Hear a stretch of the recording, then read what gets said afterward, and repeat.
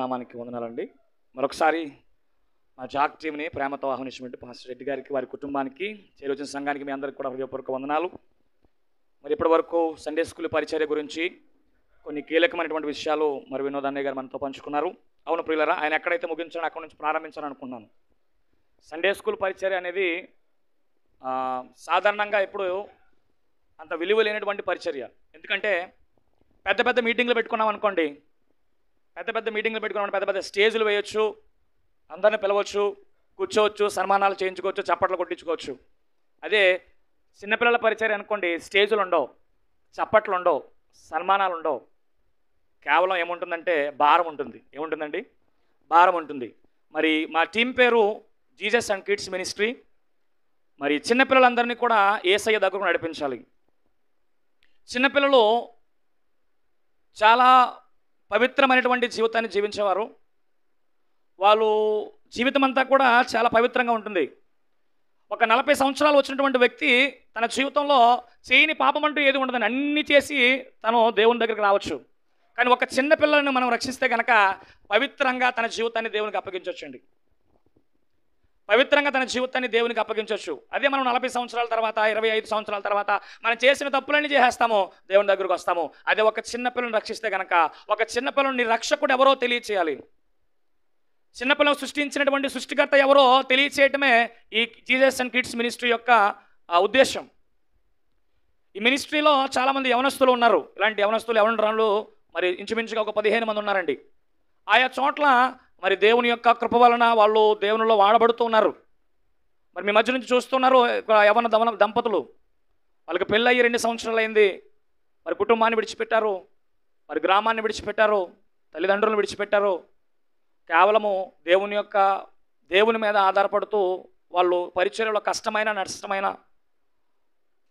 వాళ్ళు దేవుని పరిచర్యలో తిరుగుతూ ఉన్నారండి. ఎంతమంది మన కుటుంబాలను విడిచిపెట్టగలం? ఎంతమంది మన బిడ్డలను విడిచిపెట్టగలం? మనం అల్లారు ముద్దుగా పెంచుకున్న మన బిడ్డలను ఎంత మట్టుకు మనం విడిచిపెట్టి మనం సేవ చేయగలం? నా మట్టుకు నేనే చేయలేను.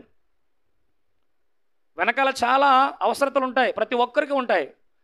ఆయా సందర్భాలను బట్టి, ఆయా పరిస్థితులను బట్టి ప్రతి ఒక్కరికి కూడా అవసరాలు ఉంటాయి. అవన్నీ విడిచిపెట్టి దేవుని పరిచర్యలో ఈ జాక్ మినిస్ట్రీలో కొనసాగుతున్నటువంటి యవనస్తులు యవనరాండ్లు చాలామంది ఉన్నారు. ఈ యొక్క జాక్ మినిస్ట్రీ యొక్క ఉద్దేశం ఏంటంటే చిన్నపిల్లలందరినీ కూడా దేవుని దగ్గరకు తీసుకురావాలి, వాళ్ళ రక్షకుడు ఎవరో తెలియచేయాలి. అనేక మంది చిన్నారులు వాళ్ళ చిన్నతనం నుంచి కూడా యేసుక్రీస్తు వారిని అంగీకరించడానికి సిద్ధపడుతున్నారు. ఆయా సందర్భాలలో, ఆయా క్యాంపుల్లో అలా మాకు యేసయ్య కావాలి, మేము బాప్తిసం తీసుకోవాలి, మేము రక్షణ పొందాలి అనేటువంటి యవనస్తులు చిన్నపిల్లలు ఆయా క్యాంపుల్లో వాళ్ళు ఏడుస్తూ వాళ్ళు దేవునికి ప్రార్థన చేసినటువంటి సంగతులు మాకున్నాయి, అనుభవాలు ఉన్నాయి, పరిస్థితులు ఉన్నాయి. వాళ్ళందరినీ కూడా దేవుని దగ్గరకు తీసుకురావాలన్నటువంటి ఉద్దేశం. పిల్లరా, మరి మన బిడ్డలు ఎంతమంది మనం కనీసం సండే స్కూల్కి మనం తీసుకురాగలుగుతున్నాము? Sunday school తీసుకురాగలుగుతున్నాము. 24, 25 తారీఖుల్లో మేము కొయిలగూడెం ప్రాంతంలో ఏజెన్సీ ఏరియాలో మేము VBS జరిగించామండి. పిల్లలందరూ కూడా ఇక్కడ 300 మంది పిల్లలు టెంట్లో ఉన్నారు. ఆ ఊరిలో గ్రామస్తులందరూ కూడా రోడ్ల మీద ఆడుకుంటూ ఉన్నారు, బూతులు ఆడుకుంటూ ఉన్నారు. నైట్ మీటింగ్లో నేను బహిరంగంగా చెప్పా, మా ప్రియ తల్లిదండ్రులారా, మీ పిల్లలను రప్పించండి, పంపించండి.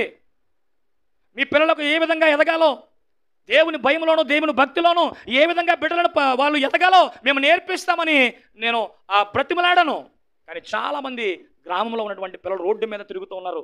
ఒక సరైనటువంటి చదువు రాదండి, చదువు లేదు, సరిగ్గా చదవలేనటువంటి పరిస్థితుల్లో ఉన్నారు పిల్లలు. ఈ రోజున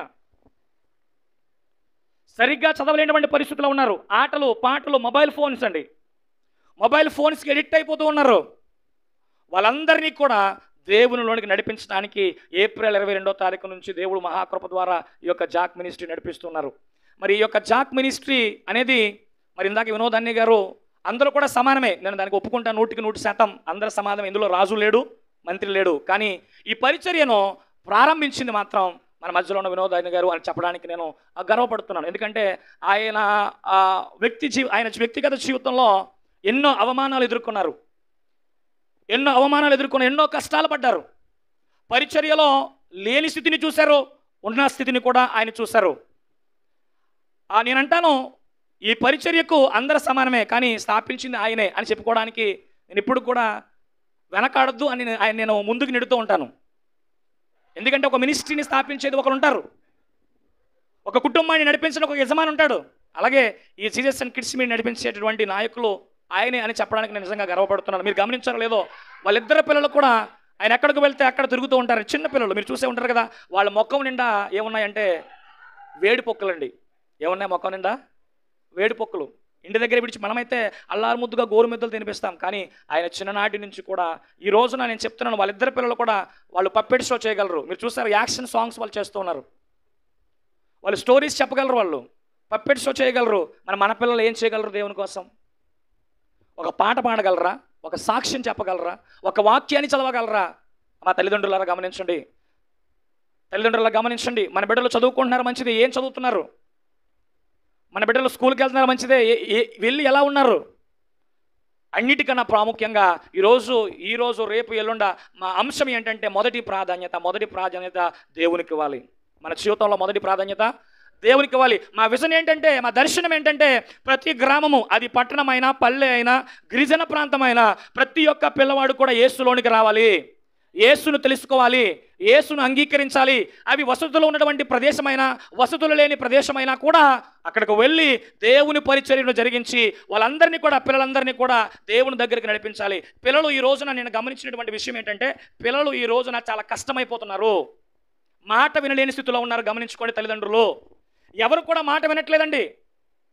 ఇదివరకు చెప్తే వినేవాళ్ళు. కరోనా ముందు, కరోనా తర్వాత జీవితం వేరైపోయింది.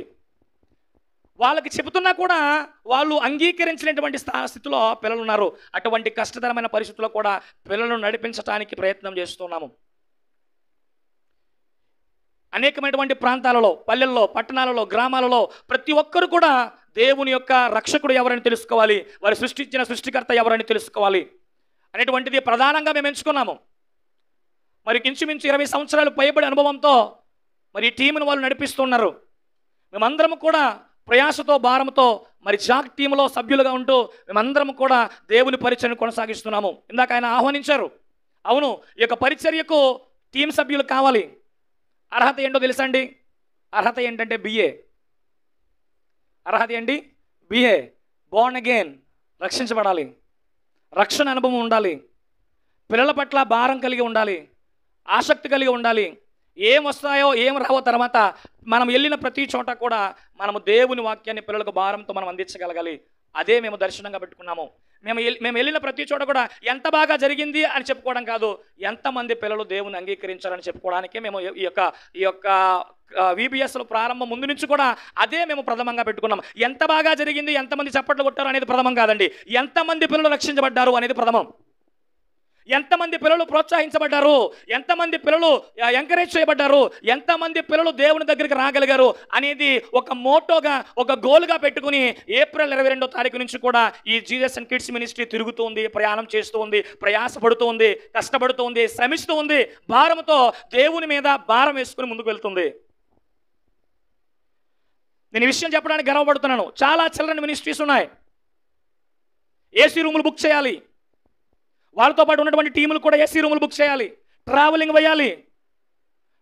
వేయాలి. ఇవన్నిటిని పక్కన పెడితే జీఎస్ అండ్ కిడ్స్ మినిస్ట్రీ పరిచర్య అనేది భారముతో చేస్తున్నటువంటి పరిచర్య అని చెప్పడానికి నేను ఎంతగానో గర్విస్తున్నానండి. భారముతో చేస్తున్నటువంటి పరిచర్య. పిల్లలందరినీ కూడా దేవుడు అవకాశం ఇచ్చిన కొలది, దేవుడు ఈ యొక్క జాక్ టీంని పిలిచిన కొలది, ఆయన ఎక్కడ పిలిస్తే అక్కడికి వెళ్ళి, అది మాలమూల ప్రదేశమైనా, అవసరాలు ఉన్నా లేకపోయినా, పట్టణమైనా పల్లె అయినా గ్రామమైనా వెళ్ళి దేవుని కొరకు పిల్లలను దేవుని దగ్గరకు నడిపించడమే ఒక దర్శనంగా పెట్టుకున్నాము, ఒక ప్రధానమైనదిగా పెట్టుకున్నాము. దాని గురించే ప్రయాసపడుతున్నాం, అందరం కూడా ప్రయాసపడుతున్నాం, అందరూ ప్రార్థిస్తున్నాము. నేను మిమ్మల్ని అందరినీ కూడా బ్రతిమలాడుతున్నాను. ముఖ్యంగా ఈ సంఘస్థులు మాకు ఎంతో ప్రియులు కాబట్టి రెడ్డి గారు ఒక సహోదరులుగా ఆయన పలకరించే విధానం, ఒక ఆప్యాయత ఉంటుందండి. ఇక్కడ క్యాంపులో ఉన్నంత మాత్రమే కాదు, వెళ్ళిపోయిన తర్వాత కూడా బ్రదర్ మీరు ఎలా ఉన్నారు అని ఆయన పలకరిస్తూ ఉంటారు. వారిని బట్టి మిమ్మల్ని అందరినీ కూడా బ్రతిమలాడుతూ ఉన్నాను. మీ పిల్లలను సండే స్కూల్కి మాత్రం మానిపించకండి, మీ పిల్లలను ప్రార్థనకు మానిపించకండి. దేవుని సన్నిధిలో పెరిగితే ఈ రోజున వాళ్ళు ప్రయోజకులు అవుతారు. మేమందరం కూడా దేవుని పరిచర్యలో, దేవుని యొక్క సంఘంలో పెరిగిన వారమే, సండే స్కూల్లో పెరిగిన వారమే. ఈరోజు వినోదాన్ని గారికి దేవుడు జాక్ మినిస్ట్రీతో పాటు 2 సంఘాలను అప్పగించారు. ఆయన సండే స్కూల్లో పెరిగిన ఆయన. ఈరోజు దేవుడు నన్ను ప్రేమించి నాకు ఒక పరిచర్యను దేవుడు అప్పగించాడు. ఎంతోమందికో మేము ప్రయోజనకరంగా ఉంటున్నాము, ఎంతోమందికి ఆశీర్వాదకరంగా ఉంటున్నాము. మీ బిడ్డలు కూడా అనేక మందికి ఆశీర్వాదకరంగా ఉండాలి అంటే వాళ్ళు చిన్నప్పటి నుంచి కూడా దేవుని భయభక్తులలో సండే స్కూల్లో పెంచడం అనేది మీరు మర్చిపోవద్దు. మీ పిల్లలు చదువుకునే వయసు వచ్చేసరికి ఏ స్కూల్లో జాయిన్ చేయాలని మీరు ఆలోచిస్తారు కదండి. ఏసీ ఉందా, ఏసీ లేదా, బస్ ఫెసిలిటీ ఉందా, బస్ ఫెసిలిటీ లేదా, మరి ఇవన్నీ ఆలోచించినప్పుడు వాటికంటే ముఖ్యమైనది మరి సండే స్కూల్లో నా బిడ్డ పెరిగితే వాడు మానకుండా వెళితే ప్రయోజకుడు అవుతాడు అనే తల్లిదండ్రులు ఎంతమంది అని అడుగుతున్నానండి. చెప్పండి, ఎంతమంది ఉన్నారు? ఏసీ రూములు కావాలి, బస్ ఫెసిలిటీ ఉందా లేదా కావాలి, ఫీజు ఎక్కువైనా పర్లేదు తక్కువ మాత్రం కాకుండా చూసుకుంటాం, అవునా కదండి. ఫీజు ఎక్కువైనా పర్లేదు తక్కువ మాత్రం కాకూడదు. మరి సండే స్కూల్కి మనం పంపుతున్నామా? వాడు ఎక్కడ నేర్చుకుంటాడు? మనం ఎలాగా ఇంటి దగ్గర నేర్పించలేము. మనకి నాన్న, అమ్మ, బుజ్జి, బాబు, మరి సండే స్కూల్లో మాత్రమే వాడు నేర్చుకోగలడు. అమ్మ దయచేసి మిమ్మల్ని అందరినీ కూడా మీ కాలు పట్టుకుని నేను బ్రతిమలాడుతున్నా, మీ కాలు పట్టుకోవడానికి కూడా సిద్ధం మేము. మీ బిడ్డలను సండే స్కూల్కి మానిపించొద్దు. పరిస్థితులు చాలా భయంకరంగా ఉన్నాయి. ప్రార్థన మానిపించొద్దు.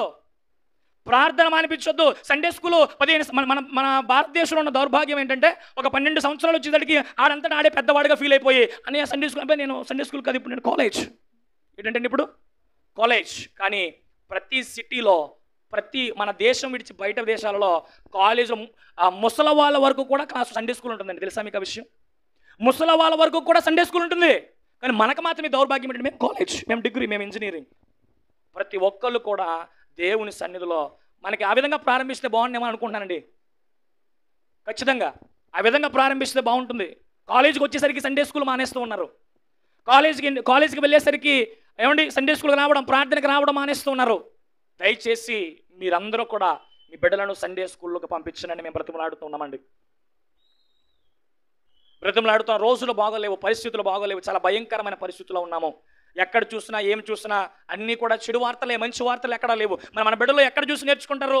ఇంట్లో టీవీ చూసి నేర్చుకుంటారా? చేతిలో పట్టుకునే మొబైల్ చూసి నేర్చుకుంటారా? ఎక్కడ చూసి నేర్చుకోవాలి? లేదు, ఆ రెండూ కాదు, మన చూసి నేర్చుకోవాలా. మన భక్తి అంతండి, మన భక్తి ఎంత? మన భక్తి ఎంతండి? ఎంతసేపు మనం ప్రార్థన చేయగలుగుతున్నాము? ఎంతసేపు బైబిల్ చదవగలుగుతున్నాము? మరి ఎక్కడి నుంచి నేర్చుకుంటారు వాళ్ళు? మనం చూసి అలా నేర్చుకోలేరు. కాబట్టి దయచేసి మీ బిడ్డలు వాళ్ళు ఇంజనీరింగ్ అయినా ఇంటర్మీడియట్ అయినా చర్చిలో ఉండేలాగా మీరు చూసుకోండి. మా ఈ యొక్క జాక్ మినిస్ట్రీ చాలా భారంతో, ప్రయాసతో నడుస్తున్నటువంటి పరిచర్య, ముఖ్యంగా దేవుని మీద ఆధారపడి విశ్వాసంతో నడుస్తున్నటువంటి పరిచర్య.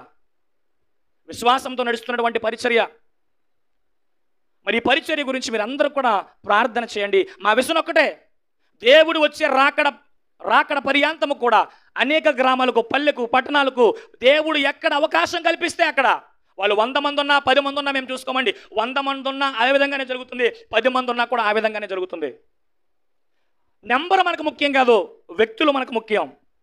నెంబర్ ముఖ్యం కాదండి. కొంతమంది ప్రసంగికులకి ఏమండి పెద్ద పెద్ద గ్రౌండ్ అంతా బట్టే విశ్వాసులు కావాలి.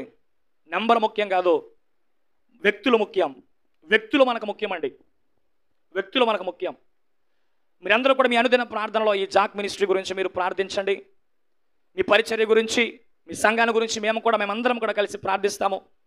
మరి ముఖ్యంగా మరి మా నాయకులు మరి వినోద్ అన్న గారి యొక్క కుటుంబాన్ని గురించి కూడా మీరు ప్రార్థించండి. వారి పరిచర్య గురించి ప్రార్థించండి. తునిలో దేవుడు ఒక సంఘాన్ని ఇచ్చారు, మరి మరొక చోట కూడా ఆయన సంఘాన్ని నడిపిస్తున్నారు. మరి కేవలం విశ్వాసంతో నడిపిస్తున్నారు. ఎన్నో అవసరతలు ఉన్నాయి మినిస్ట్రీలో.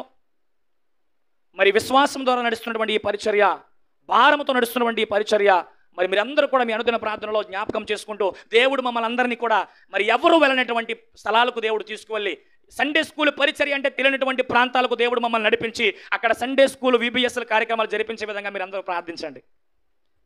ఇప్పటి వరకు ఎవ్వరూ పెట్టినటువంటి ప్రదేశాల్లో మేము అడుగు పెట్టాలి, అదే మా ప్రార్థన. మేము ఈ సంవత్సరం VBS పెట్టకముందు మా టీం అంతా అనేక ప్రదేశాలలో మేము ప్రార్థించాము. దేవా, ఎప్పుడు వెళ్ళినటువంటి ప్రదేశాలకు మీరు మమ్మల్ని నడిపించండి అన్నాము. దేవుడు ఆ విధంగానే ఆయా ప్రాంతాలకు, VBSA లేని ప్రదేశాలకు దేవుడు మమ్మల్ని నడిపిస్తూ ఉన్నాడు. ఇంకా కూడా నడిపించాలని మీరు అందరూ కూడా ప్రార్థించండి. ఈ టీంలో ఇంచుమించు సుమారుగా 15 మంది ఉన్నారు. ఆయా చోట్ల, ఆయా సందర్భాలలో మరి ఒకేసారి మరి 4-5 ప్రాంతాలలో జరగడం వల్ల టీము స్ప్లిట్ అవుతుంది, విభజింపబడుతుంది. మరి మీరందరూ కూడా ప్రార్థించండి. మరి మా విజన్ ఒకటే, దేవుడు వచ్చి రాకడ పర్యాంతము చిన్నపిల్లలందరినీ యేసు వద్దకు నడిపించాలి. జీసస్ అండ్ కిడ్స్ మినిస్ట్రీ యేసు వద్దకు నడిపించాలి. మాకు యూట్యూబ్ ఛానల్ కూడా ఉంది, జాక్ CM అనేటువంటి యూట్యూబ్ ఛానల్. మీరు సబ్స్క్రైబ్ చేయండి. ఇంటికి వెళ్ళిన తర్వాత మరి అనేకమైనటువంటి సాంగ్స్, యాక్షన్ సాంగ్స్, మరి పప్పెట్ షో, మరి లెసన్స్ అన్నీ కూడా మీకు అందులో ఉంటాయి. మరి ఈ యొక్క మేము కూడా కొన్ని ఈ యొక్క రాత్రికాల సమయంలో కొన్ని మేము అప్లోడ్ చేయడానికి మేము ప్రయత్నం చేస్తున్నాము. దాని ద్వారా కూడా మీరు ఆశీర్వాదాలు పొందుకోవచ్చు. మరి మమ్మల్ని ఎంత ప్రేమతో మరి ఆహ్వానించినటువంటి మరి రెడ్డి గారి పాస్టర్ గారి యొక్క కుటుంబానికి మరి మరొకసారి హృదయపూర్వక వందనాలు తెలియజేస్తూ, మరి సమయం ఇచ్చినటువంటి అయ్య గారికి వందనాలు, మరి చేరువచ్చిన కూడా మీ అందరికీ కూడా వందనాలు. దేవుడు మిమ్మల్ని అందరినీ దీవించును గాక.